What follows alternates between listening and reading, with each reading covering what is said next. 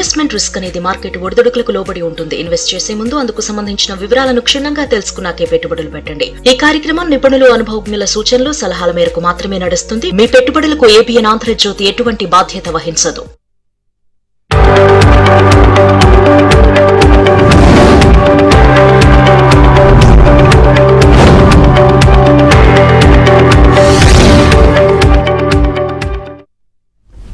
నమస్తే, welcome to ABN business.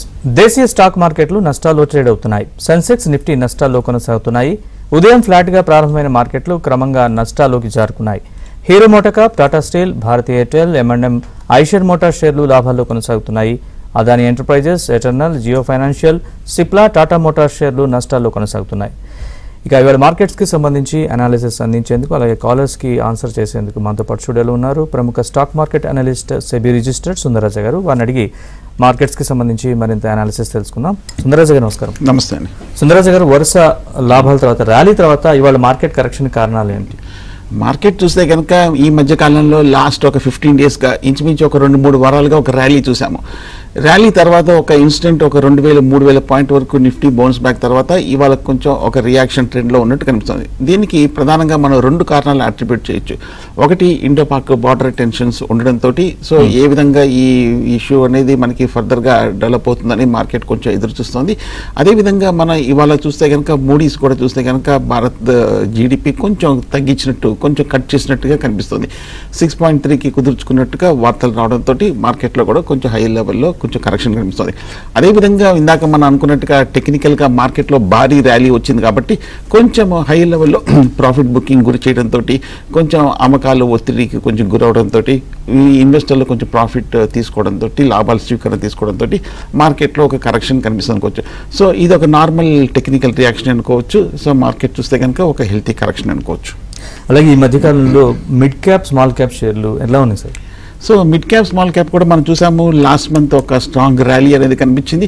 దీనికి ప్రధానమైన కారణం చూస్తే కనుక రిజల్ట్స్ మనకి ఏప్రిల్ 1st వీక్ నుంచి స్టార్ట్ అయింది. ఏప్రిల్ 1st వీక్ నుంచి వచ్చిన రిజల్ట్స్ కూడా చూస్తే కనుక పాజిటివ్గానే రావడం కూడా చూసాము. అలాగే అంత క్రితం చూస్తే కనుక మనకి మిడ్ క్యాప్, స్మాల్ క్యాప్లో ఒక భారీ రియాక్షన్ కనిపించింది కాబట్టి కొంచెం లోయర్ రేట్లో కొంచెం స్టాక్స్ అన్ని కూడా చూస్తే కనుక చాలా స్టాక్స్ అండర్ వాల్యూడ్లో ఉన్నాయి కాబట్టి చాలా స్టాక్స్ కూడా చూస్తే కనుక కొంచెం అట్రాక్టివ్, ఆల్మోస్ట్ కొంచెం బాగా లో లెవెల్స్కి వచ్చాయి కాబట్టి కొంచెం వాల్యూ బయింగ్ ఇంట్రెస్ట్ తోటి మార్కెట్లో ఒక మిడ్ క్యాప్, స్మాల్ క్యాప్లో ర్యాలీ అనేది కనిపించింది. కానీ ఒక లాస్ట్ వీక్ గమనిస్తే కనుక మార్కెట్ ముఖ్యంగా mid cap, small cap high level నుంచి కరెక్షన్ రావటము, అలాగే అంతక్రితం కూడా చూస్తే కనుక కొంచెం ఆ అప్ ట్రెండ్ స్పీడ్ తగ్గడంతో కొంచెం ఈ లెవెల్లో ఆగినట్టు కనిపిస్తుంది. బట్ ఓవరాల్గా మనకి మిడ్ క్యాప్, స్మాల్ క్యాప్లో ఈ లెవెల్లో కొంచెం ఒక సైడ్ వేస్ ట్రెండ్లో ఉండే అవకాశాలు ఎక్కువగా కనిపిస్తుంది. సో కాబట్టి ఈ లెవెల్లో కొంచెం చేసి ఎంటర్ అయ్యే బదులు కొంచెం ఈ రియాక్షన్ తర్వాత మళ్ళీ కన్సిడర్ చేయొచ్చు ఇన్వెస్టర్లు. రైట్ సార్, మీతో మాట్లాడడానికి ఫస్ట్ కాలర్ ఇవాళ రంగారావు గారు ఉన్నారు. రంగారావు గారు నమస్కారం. సుందరరాజ గారు స్టాక్స్ గురించి నమస్తే. డాక్టర్ రెడ్డి ల్యాబ్స్ 297 ఉన్నాయండి. ఇటు ఫలితాలు వచ్చినాయా, ఈ సుంకాలు విధిస్తే ఇటు పరీక్ష ఏంటి, అదేవిధంగా సన్ ఫార్మా 1756 ఉన్నాయండి. ఈ రెండింటి గురించి చెప్పండి. ఓకే, డాక్టర్ రెడ్డి ల్యాబ్స్ చూస్తే కనుక ఫలితాలు 9th మేన ఉంది, ఇంకొక 2 రోజులు ఉంది. సో ఈ మధ్యకాలంలో చూస్తే కనుక డాక్టర్ రెడ్డిస్ ల్యాబ్స్ పర్వాలేదు. ఫార్మా స్టాక్స్తో పోలిస్తే 1000 రూపాయల నుంచి 1250 రూపాయల వరకు ఒక ఇంచుమించు ఒక 20% వరకు రీబౌండ్ అవటం అనేది మనం చూసాము. సో ఈ మధ్య మనకు తెలిసిందే యుఎస్ ఫార్మా మీద టారిఫ్ ఎఫెక్ట్ అనే విషయం కూడా మనం చాలాసార్లు డిస్కస్ చేసుకున్నాము. సో అందువల్ల మనకి ఈ స్టాక్స్లో కూడా కొంచెం కరెక్షన్ రావడం చూసాం. అలాగే డాక్టర్ రెడ్డిస్ ల్యాబ్ మీరు హోల్డ్ చేయొచ్చు, ఎందుకంటే ఒకసారి గమనిస్తే కనుక మిగతా ఫార్మా స్టాక్స్తో పోలిస్తే ఇంచుమించు ఈ స్టాక్ 18 times వీళ్ళు ఈపీఎస్కి ట్రేడ్ అవుతుంది కాబట్టి చీప్ లెవెల్లో ఉంది కాబట్టి పెద్దగా డౌన్ సైడ్ రిస్క్ లేదు. ఆల్మోస్ట్ 1000 రూపాయల దగ్గర స్ట్రాంగ్ సపోర్ట్ ఉంది కాబట్టి క్లోజర్ టు సపోర్ట్ లెవెల్లో ఉంది కాబట్టి డాక్టర్ రెడ్డి ల్యాబ్ హోల్డ్ చేయొచ్చు. సన్ ఫార్మా గురించి అడిగారు. సన్ ఫార్మా ఫలితాలు కూడా ఇంకా చాలా టైం ఉంది, 3rd June ఉంది కాబట్టి జూన్కి ఈ రిజల్ట్స్కు ముందే గమనిస్తే కనుక ఈ మధ్య సర్ప్రైజింగ్గా సన్ ఫార్మా కూడా 1600 రూపాయల నుంచి 1850 రూపాయల వరకు ఒక మంచి ర్యాలీ కనిపించింది. ఓ పక్క ఫార్మా సెగ్మెంట్లో కొంచెం కరెక్షన్ ఉన్నప్పటికీ ఈ 2 స్టాక్స్ కూడా చూస్తే కనుక అవుట్ పెర్ఫార్మ్ చేయడం అనేది మనం చూసాం. సో సన్ ఫార్మా కూడా నా ఉద్దేశం అయితే ఈ లెవెల్లో హోల్డ్ చేయొచ్చు, ఎందుకంటే ఈ స్టాక్ కూడా మనకి చీపర్ లెవెల్, రీజనబుల్ లెవెల్స్లో 38 times వీళ్ళ ఈపీఎస్కి ట్రేడ్ అవుతుంది కాబట్టి హోల్డ్ చేయొచ్చు. నెక్స్ట్ కాలర్ వీరరాఘవ్ గారు కాల్ చేశారు. వీరరాఘవ్ గారు నమస్కారం. ఏ స్టాక్స్ గురించి తెలుసుకోవాలనుకుంటున్నారా అడగండి. డైనమిక్ కేబుల్స్ అండి. మీ డౌట్ డైనమిక్ కేబుల్స్ 100 షేర్లు ఉన్నాయండి. 45% లాస్ లో ఉన్నాను. నెక్స్ట్ అవంతి ఫీడ్స్, ఈ రెండు షేర్స్ పొజిషన్ కొంచెం చెప్తారా? రైట్, సుందరరాజు గారు. ఒకటి డైనమిక్ కేబుల్స్ చూస్తే కనుక ఈ మధ్య కాలంలో భారీగా కరెక్షన్ కనిపించింది. 1100 రూపాయల నుంచి ఆల్మోస్ట్ 500 రూపాయల వరకు 50% వరకు స్టాక్ లో కరెక్షన్ రావడం చూసాము. సో కరెక్షన్ తర్వాత ఈ లెవెల్లో ఇంచుమించు 500 రూపాయల దగ్గర డైనమిక్ కేబుల్స్ కొంచెం స్టడీగా ఉన్నట్టు కూడా కనిపిస్తోంది. సో ఈ మధ్య మొన్న April 11th చూస్తే కనుక క్రిసిల్ గ్రూప్ కూడా చూస్తే కనుక డైనమిక్ కేబుల్స్ ని కొంచెం రేటింగ్ అప్గ్రేడ్ చేసినట్టుగా ఒక వార్తలు రావడం అనేది మనం చూస్తున్నాము. అందువల్ల డైనమిక్ కేబుల్స్ ఈ లెవెల్లో కొంచెం ఆగింది. పోనీ ఇక్కడ నుంచి కొంచెం ఒక రీబౌండ్ అవుతుందా అన్న అంశానికి వస్తే కనుక 1986లో స్టార్ట్ అయిన డైనమిక్ కేబుల్స్ వాల్యుయేషన్స్ కూడా 22 times ఉంది కాబట్టి చీపర్ లెవెల్స్లో ఉంది. బేసికల్గా వీళ్ళు కేబుల్స్ కండక్టర్ పవర్ సెగ్మెంట్లో ఉన్న company dynamic cables. Power stocks అన్ని కూడా బాగా తగ్గాయి, కానీ ఒకసారి పవర్ సెగ్మెంట్ కనుక ర్యాలీ వచ్చిందంటే డైనమిక్ కేబుల్స్ కూడా పెరిగే అవకాశం ఉంది. మనం ఒకసారి గమనిస్తే లాస్ట్ ఒక 2 yearsగా గమనిస్తే కనుక మొన్న క్వార్టర్ రిజల్ట్స్ అంటే ఇప్పుడు రాలేదు, అంతగతంగా థర్డ్ క్వార్టర్ రిజల్ట్స్ చూస్తే కనుక మంచి సేల్సే ప్రకటించింది. ఈ 250 crores వరకు మంచి లాభాలే సేల్స్ ప్రకటించిన కంపెనీ డైనమిక్ కేబుల్స్, కాబట్టి హోల్డ్ చేయొచ్చు. అలాగే అవంతి ఫీడ్స్ కూడా చూస్తే కనుక పెద్ద కంపెనీ 870 రూపాయల్లో ఉంది. బేసికల్గా ఫిష్ అలాగే ప్రాన్స్ వీటికి వీళ్ళు ఫీడ్స్ సప్లై చేసే కంపెనీ, మ్యానుఫ్యాక్చర్ ఎక్స్పోర్ట్ చేస్తున్న కంపెనీ. వాల్యుయేషన్స్ కూడా చూస్తే కనుక అట్రాక్టివ్గానే ఉంది. సో ఈ మధ్య చూస్తే కనుక లాస్ట్ 3-4 quarters క్రమేణంగా 100 కోట్ల వరకు వీళ్ళు క్వార్టర్ రిజల్ట్స్ ప్రకటిస్తున్న పెద్ద కంపెనీ. పైగా ఈక్విటీ కూడా చాలా చిన్న ఈక్విటీ, 14 కోట్ల ఈక్విటీ ఉన్న కంపెనీ, ఏమాత్రం పెద్ద రుణభారం లేని కంపెనీ. అలాగే ఈ స్టాక్ చూస్తే కనుక కొంచెం ఎఫ్ఐస్ స్వల్పంగా అమ్మారు, 14% నుంచి 6.5% వీళ్ళకి స్టేక్ తగ్గించుకున్నారు. బట్ అయినప్పటికీ ఫండమెంటల్స్ అన్ని స్ట్రాంగ్గా ఉంది కాబట్టి అవంతి ఫీడ్స్ కూడా మీరు హోల్డ్ చేయొచ్చు. రైట్, సుందరరాజ్ గారు, ఈ మధ్య కాలంలో చూస్తే మన బ్యాంక్ షేర్లు కూడా చాలా వరకు తగ్గుతూ వస్తున్నాయి, ఎందువల్ల అంటే? ఎందుకంటే మనం ఒకసారి గమనిస్తే కనుక ఈ బ్యాంక్ స్టాక్స్ ఒకసారి పెరగక ముందు చూస్తే కనుక చాలా పాజిటివ్ న్యూస్ రావడం. ఫెస్టివల్ సీజన్లో చూస్తే కనుక మనకి సేల్స్ బాగా పెరగటము, అలాగే క్రెడిట్ ఫెసిలిటీ కూడా మనకి ఇన్వెస్టర్లకు ఇవ్వడము, అలాగే వడ్డీ రేట్లు కూడా కొంచెం తగ్గించడం, ఇటువంటివి మనకి లిక్విడిటీ బూస్ట్ కూడా మనకి ఇవ్వడంతో మనకి చాలా మందికి రుణ సదుపాయాలు అందుబాటులో ఉండడంతో కొంచెం కన్సంప్షన్ కూడా బాగా పెరగడంతో బ్యాంక్స్ ఫైనాన్స్ కంపెనీస్ అన్నీ కూడా బాగా పెరిగింది. సో అందువల్ల మనకి ఈ ర్యాలీ చూస్తే కనుక బ్యాంక్ స్టాక్స్ లీడ్ చేసింది అనుకోవచ్చు. కాకపోతే ఈ ర్యాలీ చూస్తే కనుక బాగా అవుట్ పెర్ఫార్మ్ చేయడంతో కొంచెం న్యూ హైలోకి వెళ్ళడంతో ఆల్ టైమ్ గరిష్ట స్థాయికి వెళ్ళడంతో బ్యాంక్ నిఫ్టీలో కూడా ఒక కరెక్షన్ కనిపించింది. సో కాబట్టి మనం ఈ వారం చూస్తే కనుక ఆల్మోస్ట్ ఒక 1.5% వరకు రియాక్షన్ కనిపించింది. ఈ మధ్యకాలంలో చూస్తే కనుక 48,000 నుంచి 56,000 వరకు ఇంచుమించు 8,000 పాయింట్ల వరకు బ్యాంక్ నిఫ్టీ పెరిగింది కాబట్టి కొంచెం ఈ లెవెల్లో కరెక్షన్ ఉన్నట్టు కనిపిస్తోంది. నెక్స్ట్ కాలర్ ప్రసాద్ గారు. ప్రసాద్ గారు నమస్కారం, ఏ స్టాక్స్ గురించి తెలుసుకోవాలనుకుంటున్నారో అడగండి. సార్ నమస్కారం అండి. సార్ ఇది ఆయిల్ కంట్రీ ట్యూబులర్ లిమిటెడ్, ఇది దీని గురించి కొంచెం చెప్పండి సార్. అంటే ఎర్లీ కొంచెం లాస్ లో ఉంటుంది కంపెనీ, ఇప్పుడు now it is reviving. So ఇప్పుడు now is it the time to take the stock. Okay, OCTL oil country చూస్తే కనుక ఈ స్టాక్లో ఈ మధ్యకాలంలో కొంచెము సైడ్వేస్ ట్రెండ్లో ఉన్నట్టు కనిపిస్తుంది. సో ఆయిల్ కంట్రీ ట్యూబులర్ నా ఉద్దేశం అయితే ప్రస్తుతానికి ఈ స్టాక్ని మీరు హోల్డ్ చేసుకోవచ్చు. ఎందుకంటే లాస్ట్ 1 yearగా చూస్తే కనుక కొంచెం స్లోగా 45 రూపాయల నుంచి 70 రూపాయల వరకు ఒక మైనర్ అప్ ట్రెండ్లో ఉండడం అనేది మనం గమనించవచ్చు. అలాగే లాస్ట్ ఈ మధ్యకాలంలో రిజల్ట్స్ కూడా చూస్తే కనుక అంత స్ట్రాంగ్గా ఉన్నట్టు కనిపించట్లేదు ఓసిటిఎల్. ఓకే, కొంచెం లాసెస్ తర్వాత ఈసారి చూస్తే కనుక కొంచెం ఒక మొన్న డిసెంబర్ క్వార్టర్కి ఒక స్వల్ప నామినల్ ప్రాఫిట్ ఇచ్చినట్టు కనిపిస్తుంది. నా ఉద్దేశం అయితే ఓసిటిఎల్ని కొంచెం ఒక ర్యాలీ వచ్చినప్పుడు మేబీ కొంచెం హై లెవెల్లో ప్రాఫిట్ బుక్ చేయొచ్చు. Right sir, next caller Srinu గారు కాల్ చేశారు. శ్రీను గారు నమస్కారం, ఏ స్టాక్స్ గురించి తెలుసుకోవాలనుకుంటున్నారో అడగండి. సార్ నమస్తే సార్. నమస్తే శ్రీను గారు. సార్ నా దగ్గర ఇప్పుడు ఒక లంసంలో 2 లక్షల రూపాయలు ఉంది సార్. నేను ఏ మ్యూచువల్ ఫండ్స్ లో ఇప్పుడు పెట్టుబడి పెడితే నేను గెయిన్ అయ్యే అవకాశం ఉంది సార్ నాకు? ఓకే, మ్యూచువల్ ఫండ్స్ అనేది ఇప్పుడు ఉన్న మార్కెట్లో మీరు తెలిసిందే, మనకి పెద్ద పేర్లన్నీ ఉన్నాయి. ఏ పెద్ద మ్యూచువల్ ఫండ్లైనా మీరు ఇన్వెస్ట్ చేసుకోవచ్చు. కాకపోతే మీరు టైమింగ్ అనేది కూడా ఇంపార్టెంటే. ఒకవేళ కనుక మీరు లాస్ట్ ఇయర్ కనుక ఈ ఫాల్కి ముందు తీసుకోనంటే కనుక జనరల్గా కొంచెం రిటర్న్స్ అనేది నెగిటివ్గా ఉండేది. అదే 2 ఏళ్ల క్రితం తీసుకుంటే మంచి రిటర్న్, 4 ఏళ్ల క్రితం తీసుకుంటే కనుక మంచి return.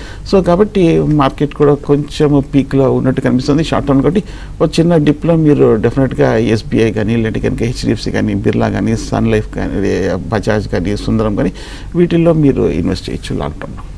Right sir. Next caller Rajasekhar గారు. రాజశేఖర్ గారు నమస్కారం. ఏ స్టాక్స్ గురించి తెలుసుకోవాలనుకుంటున్నారు? సుందరరాజా గారు ఉన్నారు, అడగండి. నమస్కారం అండి. జెన్ టెక్నాలజీస్ తీసుకున్నాను, ఎట్లా ఉంటుందండి? ఓకే ఓకే సుందరరాజా గారు. ఓకే, జెన్ టెక్నాలజీస్ ఏ రేట్లో తీసుకున్నారు రాజశేఖర్? ఏ రేట్లో తీసుకున్నా చెప్పండి. 1517 తీసుకున్నా అండి. ఓకే, జెన్ టెక్నాలజీస్ కూడా మీరు ఈ లెవెల్లో మీరు హోల్డ్ చేయొచ్చు.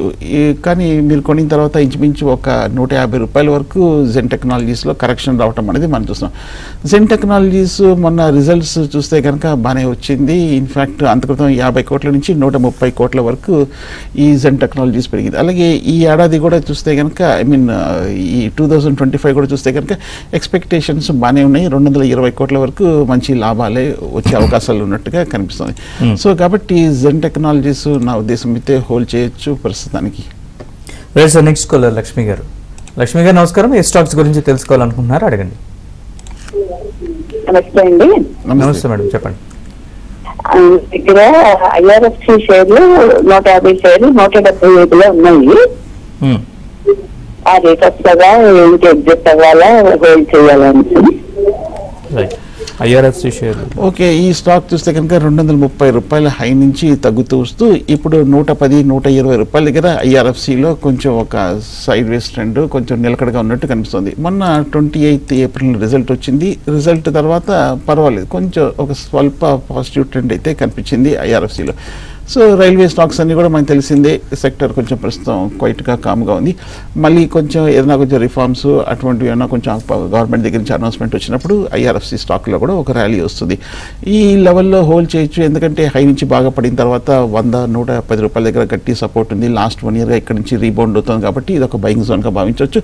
అలాగే ఫండమెంటల్గా కూడా చూస్తే కనుక ఈ IRFC ఓన్లీ 24 టైమ్స్ వీళ్ళ EPSకి ట్రేడ్ అవుతుంది కాబట్టి స్టాక్ కూడా చీపర్ లెవెల్లో ఉన్నట్టు కూడా కనిపిస్తుంది. సో లాస్ట్ 2-3 క్వార్టర్లు, ఇన్ఫాక్ట్ 4-5 క్వార్టర్లు గమనిస్తే కనుక 1600-1700 కోట్ల వరకు net profits quarter on quarter ఇస్తున్న కంపెనీ. సో కాబట్టి IRFCని హోల్డ్ చేయాలి. కొనసాగుతున్నాయి. సుందరరాజ గారు, సో మనకి చూస్తే ఇందాక బ్యాంక్స్ ప్రస్తావన వచ్చింది. అలాగే ఈ మార్చి ఏదైతే ఆర్థిక సంవత్సరం ఉందో ఇంకా రెపో రేట్లు తగ్గుతాయి, వడ్డీ రేట్లు తగ్గుతాయి అంటున్నారు. కారణాలు ఏమనుకోవచ్చు? సో ఇప్పుడే తగ్గించకపోవచ్చు, ఎందుకంటే మొన్నే మనం చూసాము చాలా కాలం తర్వాత రిపో రేట్ అనేది తగ్గించడం చూసాము. సో రిపో రేట్ తగ్గించిన తర్వాత మనం చూస్తే కనుక ఇన్ఫ్లేషన్ కూడా చూస్తే కనుక పర్వాలేదు, మనకి బాగానే రావడం అనేది చూసాము. సో రిపో రేట్ తగ్గించిన తర్వాత మనకి సేల్స్ కూడా కొంచెం బాగా పెరగడం చూసాము. సో ఆ పాజిటివ్ ఇంపాక్ట్ అయితే ఆల్రెడీ కనిపించింది కూడా. ఒకవేళ కనుక ఈ సమయంలో కనుక మరింత రిపో రేట్ కనుక ఎమ్మడే తగ్గిస్తే, మన అంతక్రితం మనం చూసాము లాస్ట్ 1 ఇయర్గా ద్రవ్యోల్బణం భారీగా పెరగడంతో RBI ఎక్స్పెక్ట్ చేసిన లిమిట్ ఏదైతే 6% దాటి ఆ తర్వాత మనకి మార్కెట్లో కొంచెం కన్సర్న్స్ ప్యానిక్ రావడం చూసాం. సో ఇప్పుడే కొంచెము ఇన్ఫ్లేషన్ ద్రవ్యోల్బణం కూడా ఆల్మోస్ట్ RBI లోయర్ బ్యాండ్ ఏదైతే ఉందో 4% ఆ లిమిట్కి కింద రావడంతో మార్కెట్లో పెద్ద ఊరట వచ్చింది. ఈ సమయంలో కనుక రెండోసారి ఇమ్మీడియట్గా రిపో రేట్ కనుక తగ్గిస్తే కనుక అప్పుడు మరింత రుణ సదుపాయాలు పబ్లిక్కి ఉంటే కనుక మరింత డిమాండ్ పెరిగి మరీ కన్సంప్షన్ మరీ పెరిగి మళ్ళీ కొంచెము దేశంలో రేట్లు కూడా మరీ పెరిగే అవకాశం ఉంది. కాబట్టి ఆ రిస్క్ పెద్దగా తీసుకోకపోవచ్చు. సో కాబట్టి ఇమ్మీడియట్గా రిపో రేట్ అయితే అటువంటి టాక్ అయితే మార్కెట్లో ఉన్నట్లేదు. Right sir. Next caller Lakshmanarao గారు. లక్ష్మణరావు గారు నమస్కారం. ఏ స్టాక్స్ గురించి తెలుసుకోవాలనుకుంటున్నారు? అడగండి. సార్ జియో ఫైనాన్షియల్ గురించి తెలుసుకోవాలనుకుంటున్నానండి. అది 250 రూపాయలు పెట్టుకున్నాము, స్టాక్ ఉంచుకోవచ్చు, హోల్డ్ చేయొచ్చా లేకపోతే సెల్ చేసేయాలా? Okay, Jio financial holdings services చూస్తే కనుక ఈ మధ్యకాలంలో పర్వాలేదు, ఇంచుమించు ఒక 200 రూపాయల నుంచి 260 రూపాయల వరకు రీబౌండ్ వచ్చింది. మొన్న రిజల్ట్ రావడం చూసాము. రిజల్ట్ వచ్చిన తర్వాత ఈ స్టాక్లో ఒక మంచి మూమెంట్ అయితే కనిపించింది. రిజల్ట్ మనం చూసాము ఏప్రిల్ 17th వచ్చిన తర్వాత స్టాక్లో కూడా కొంచెం పాజిటివ్గా తీసుకొని ఆ నెక్స్ట్ 2-3 వీక్స్ కూడా చూస్తే కనుక ఈ స్టాక్లో ఆల్మోస్ట్ ఒక 15% వరకు రీబౌండ్ రావడం చూసాం. సో ఓవరాల్గా మనం గమనిస్తే కనుక 2023లో లిస్ట్ అయిన తర్వాత ఏ రేట్ అయితే ఉందో లోయర్ లెవెల్ 200-220 లెవెల్స్, ఆ లెవెల్కి మళ్ళీ ఆల్మోస్ట్ 1.5 years తర్వాత వచ్చి అక్కడ కొంచెం నిలకడగా ఉంది. కాబట్టి ఈ మధ్య కొంచెం జియో ఫైనాన్షియల్ సర్వీసెస్ దగ్గర నుంచి కూడా చాలా పాజిటివ్ అప్డేట్స్ కూడా రావడం కూడా మనం చూస్తున్నాం. కాబట్టి నా ఉద్దేశం అయితే జియో ఫైనాన్షియల్ సర్వీసెస్ కూడా హోల్డ్ చేయొచ్చు. Right sir. నెక్స్ట్ మరో కాలర్ ఉన్నారండి. నమస్తే అండి. ఏ స్టాక్స్ గురించి తెలుసుకోవాలనుకుంటున్నారా? అడగండి. Yes bank Punjab national bank sir. Yes bank Punjab national బ్యాంకా? దాని గురించి ఇప్పుడు ఇన్వెస్ట్మెంట్ చేయొచ్చా ఎట్లాగా? నెక్స్ట్ ఏంటంటే మార్కెట్ పొజిషన్ ఏంటి, ఫర్దర్ ఫ్యూచర్ పెరిగే సూచనలు ఉన్నాయి, ఏమైనా కరెక్షన్ కనబడుతుందా? నాకేమో అర్థం అవుతుంది. సుందరరాజ్ గారు. ఒకటి ఎస్ బ్యాంక్ గురించి అడిగారు. ఎస్ బ్యాంక్ నిన్న ఒక పాజిటివ్ అప్డేట్ రావడం చూసాము. ఒక జాపనీస్ కంపెనీ ఒక మేజర్ స్టేక్ తీసుకుందని ఒక వార్తలు రావడంతో ఎస్ బ్యాంక్లో ఇంచుమించు ఒక 10% వరకు ఒక అప్డేట్ కనిపించింది. కానీ ఆ తర్వాత చూస్తే కనుక హై లెవెల్ అంటే ఆల్మోస్ట్ ఒక 19.50 దగ్గర నుంచి మళ్ళీ కొంచెం కరెక్షన్ రావడం అనేది మనం చూసాము. సో ఆల్మోస్ట్ ఫ్లాట్ లెవెల్కి వచ్చేసింది. సో ఎస్ బ్యాంక్ ఈ ఇంపాక్ట్ పాజిటివ్ ఇంపాక్ట్ అయితే ఈ న్యూస్ మీద పెద్దగా ఏమీ ఉన్నట్టు కనిపించట్లేదు. సో నా ఉద్దేశం అయితే ఎస్ బ్యాంక్ లాస్ట్ 1 or 2 yearsగా అండర్ పెర్ఫార్మ్ చేస్తుంది కాబట్టి మొన్న రిజల్ట్స్ కూడా వచ్చేసింది 21st April రిజల్ట్ తర్వాత కూడా పెద్దగా ఏమీ మూవ్మెంట్ లేదు కాబట్టి నా ఉద్దేశం అయితే ఎస్ బ్యాంక్ అయితే అవాయిడ్ చేయొచ్చు. అలాగే పంజాబ్ నేషనల్ బ్యాంక్ గురించి అడిగారు. ఈ పబ్లిక్ సెక్టర్ బ్యాంక్ కూడా ఈ మధ్యకాలంలో మిగతా పబ్లిక్ సెక్టర్ బ్యాంక్స్తో పాటే కొంచెం ఒక ర్యాలీ రావటము, ఆ తర్వాత మళ్ళీ ఈ వారం చూస్తే కనుక 5% వరకు ఆల్మోస్ట్ ఈ 2 రోజుల్లోనే ఇంత భారీగా రియాక్ట్ అవ్వడం అనేది మనం చూస్తున్నాం. సో నా ఉద్దేశం అయితే పంజాబ్ నేషనల్ బ్యాంక్ కూడా లాస్ట్ 1 yearగా అండర్ పెర్ఫార్మ్ చేస్తున్న స్టాక్ కాబట్టి అవాయిడ్ చేయొచ్చు. Right sir, next caller Suman గారు కాల్ చేశారు. సుమన్ గారు నమస్కారం. ఏ స్టాక్స్ గురించి తెలుసుకోవాలనుకుంటున్నారు అడగండి. నమస్కారం అండి. నా దగ్గర డిక్సన్ షేర్లు ఉన్నాయి 4, 16,600తో కొన్నాను. అవి హోల్డ్ చేయొచ్చా, ఎగ్జిట్ అవ్వాలి? ఓకే, ఇంచుమించు ఈ రేట్లోనే తీసుకున్నారు. ఈ మధ్య గమనిస్తే డిక్సన్ ఆల్మోస్ట్ 13,000 నుంచి 17,000 వరకు పెరిగిన తర్వాత 16,600 రూపాయల రేంజ్లో కొంచెం హై ప్రైస్లో తీసుకున్నారు డిక్సన్ టెక్నాలజీస్. 22nd May ఉంది. రిజల్ట్స్ ఈసారి కొంచెం పాజిటివ్గా ఉంటుందని ఎక్స్పెక్టేషన్స్ తోటి బహుశా కొంచెం టెక్నాలజీస్ బాగా పెరిగింది. అలాగే లాస్ట్ 1 week బ్యాక్ కూడా చూస్తే కనుక వీళ్ళు ఇన్వెంటెక్ కార్పొరేషన్ అనే కంపెనీ తోటి ఇంటర్నేషనల్ కంపెనీతో కూడా వీళ్ళు సమ్ అగ్రిమెంట్ కుదుర్చుకున్నట్టు ఒక వార్తలు రావడం అనేది మనం చూస్తున్నాం. సో కాబట్టి డిక్సన్ టెక్నాలజీస్ అనేది ర్యాలీ కనిపించింది. మరి ఈ లెవెల్లో మరి హోల్డ్ చేయొచ్చు అంటే స్టాక్ ఇప్పుడు చూస్తే కనుక బాగా ఎక్స్పెన్సివ్గా ఉండడంతో, అలాగే ఈ పాజిటివ్ న్యూస్ ఏదైతే వచ్చిందో 1 week బ్యాక్ అది ఆల్రెడీ దానికి స్టాక్ పాజిటివ్గా రియాక్ట్ అయిపోయింది కాబట్టి నా ఉద్దేశం అయితే కొంచెం ఈ లెవెల్లో కరెక్షన్ వచ్చే అవకాశం ఉంది కాబట్టి ఒక స్వల్ప ప్రాఫిట్ వచ్చినప్పుడు మీరు ఎగ్జిట్ అవ్వచ్చు డిక్సన్ టెక్నాలజీస్. ఎందుకంటే లాస్ట్ 1 yearగా చూస్తే కనుక బాగా భారీగా పెరిగి ఆల్మోస్ట్ మేజర్ హై దగ్గర ఉంది కాబట్టి కొంచెం మీరు టైమింగ్ ఇంపార్టెంట్ కాబట్టి కొంచెం ఒక చిన్న డిప్లో తీసుకోవచ్చు. ప్రస్తుతం హై లెవెల్లో కరెక్షన్లో ప్రాఫిట్ బుక్ చేయొచ్చు. Right sir, next caller Amaresh గారు కాల్ చేశారు. అమరేష్ గారు ఏ స్టాక్స్ గురించి తెలుసుకోవాలనుకుంటున్నారు అడగండి. అమరేష్ గారు నమస్తే సార్. నమస్తే, ఏ స్టాక్స్ గురించి తెలుసుకోవాలనుకుంటున్నారు? యాక్చువల్లీ టాటా మోటార్స్ లో 824 షేర్ ప్రైస్ ఉన్నప్పుడు ఒక 150 షేర్స్ బై చేశాను సార్. సో ప్రెసెంట్ 624 అలా రన్ అవుతుంది. సో ఇది ఎగ్జిట్ అవ్వచ్చా, కంటిన్యూ అవ్వమంటారా లాంగ్ టర్మ్ కోసం? టాటా మోటార్స్ మనకు తెలిసిందే లాస్ట్ ఒక 1 monthగా ఇన్ఫాక్ట్ 2 నెలలుగా కొంచెం హై నుంచి కరెక్ట్ అవ్వడం చూసాము. అంత క్రితం గమనిస్తే కనుక 3 quarter రిజల్ట్స్ డిసప్పాయింట్ అవడంతో Tata Motors 29th January results వచ్చింది, బాగా డిసప్పాయింట్ అవడంతో కరెక్షన్లోకి ఎంటర్ అయింది. అలాగే నెక్స్ట్ రిజల్ట్స్ 13 May ఉంది. అలాగే ఆటోమొబైల్ స్టాక్స్ అన్నీ కూడా మనకి తెలిసిందే యుఎస్ టారిఫ్ ఇంపాక్ట్ వల్ల కొంచెం బాగా కరెక్షన్ ట్రెండ్లోకి గురైనట్టు కూడా కనిపిస్తుంది. కానీ ఇవాళ వచ్చిన వార్త చూస్తే కనుక టాటా మోటార్స్ కొంచెం రీబౌండ్ అవడం చూసాము. హెడ్లైన్లోకి రావడానికి ప్రధానమైన కారణం చూస్తే కనుక వీళ్ళ జాగువార్ సేల్స్ కూడా యుఎస్కి ఎక్స్పోర్ట్ రెస్యూమ్ అయినట్టుగా వార్తలు రావడంతో టాటా మోటార్స్ కొంచెం అప్ ట్రెండ్లోకి వెళ్ళటం అనేది చూస్తున్నాం. సో కాబట్టి ఇప్పుడే కొంచెం ఒక ఈ టారిఫ్ ఆటోమొబైల్ మీద కన్సర్న్ తర్వాత కొంచెం తిరిగి ఇప్పుడే టాటా మోటార్స్ పెరిగింది కాబట్టి పైగా స్టాక్ కూడా 8 times వీళ్ళు ఈ ఈపీఎస్కి ట్రేడ్ కాబట్టి చీపర్ లెవెల్లో ఉంది కాబట్టి హోల్డ్ చేయొచ్చు. Right sir, next caller Nitin call చేశారు. నితిన్ గారు నమస్కారం. ఏ స్టాక్స్ గురించి తెలుసుకోవాలనుకుంటున్నారు అడగండి.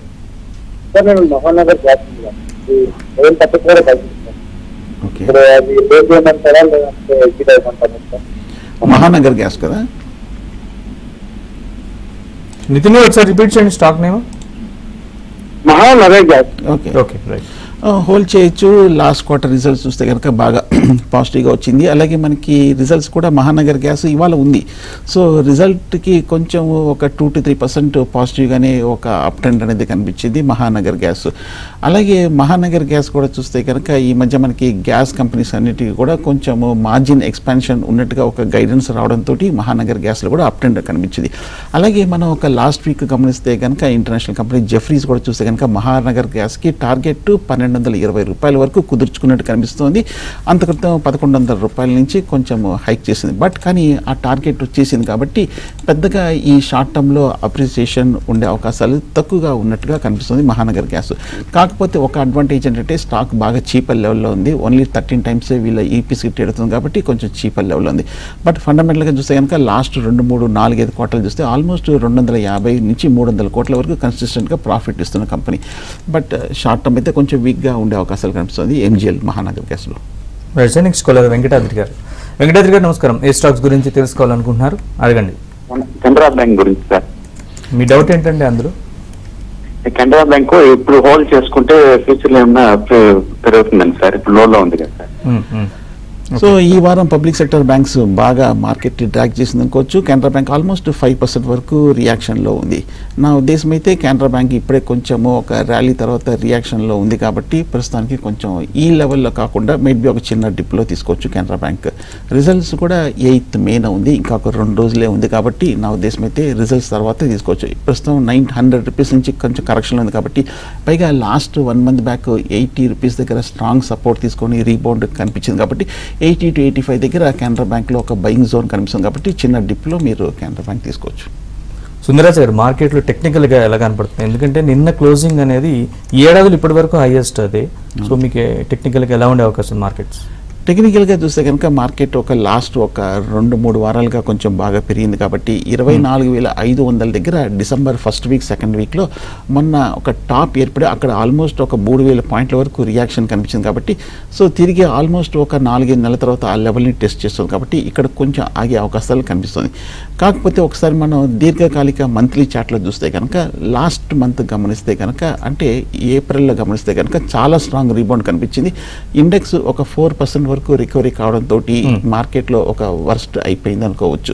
సో మార్కెట్ నేను అనుకోవటము ఓవరాల్గా కొంచెము పెద్దగా డౌన్ ట్రెండ్ ఉండకపోవచ్చు, మేబీ కొంచెము ఒక కన్సాలిడేషన్ సైడ్ వేస్లో ఉంది. ఇందులో స్టాక్ స్పెసిఫిక్ ర్యాలీస్ ఎక్కువగా ఉండొచ్చు. Right sir, next caller Vijayababu గారు కాల్ చేశారు. విజయబాబు గారు నమస్కారం. ఏ స్టాక్స్ గురించి తెలుసుకోవాలనుకున్నారు, అడగండి. సార్ నమస్తే అండి. యాక్సిస్ బ్యాంక్ షేర్స్ హోల్డ్ చేయొచ్చా? Axis bank? అవును సార్.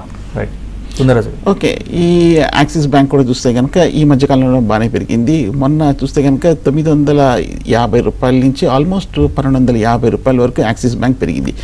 మొన్న 24th April మీరు రిజల్ట్స్ గమనించుంటారు. పోస్ట్ రిజల్ట్ తర్వాత ఒక 12% వరకు స్టాక్లో ఒక మంచి ర్యాలీ అనేది కనిపించింది యాక్సిస్ బ్యాంక్. కానీ ఈ లాస్ట్ 2-3 వారాలుగా బాగా పెరిగింది కాబట్టి యాక్సిస్ బ్యాంక్ అయితే నా ఉద్దేశం అయితే అవాయిడ్ చేయొచ్చు. ఎందుకంటే లాస్ట్ వీక్ ఒకసారి గమనిస్తే international company నొమూరా axis bank price target 1450 ఇచ్చినట్టు కనిపిస్తోంది 1250 రూపీస్ నుంచి. అంటే ఇంకొక 200 రూపీస్ అప్సైడ్ టార్గెట్ నొమూరాకి ఉన్నట్టు కనిపిస్తుంది. కాబట్టి కొంచెం స్టాక్ కొంచెం రియాక్షన్ ఉంది కాబట్టి డెఫినెట్గా మీరు యాక్సిస్ బ్యాంక్ మొన్న రిజల్ట్స్ ఇంపాక్ట్ తోటి అలాగే పాజిటివ్ అప్గ్రేడ్ ఉండడంతో చిన్న డిప్లో మీరు యాక్సిస్ బ్యాంక్ తీసుకోవచ్చు. Thank you very much Sundara Raju గారు. ఇవాళ మార్కెట్స్కి సంబంధించి అనాలిసిస్ అందించారు, అలాగే ఒక కాలర్స్ వారి డౌట్స్ కూడా క్లియర్ చేశారు. థ్యాంక్ యూ వెరీ మచ్ అండి. ఇది ఇవాళ ఏబిఎన్ బిజినెస్ అప్డేట్స్ కోసం చూస్తూనే ఉండండి ఏబిఎన్.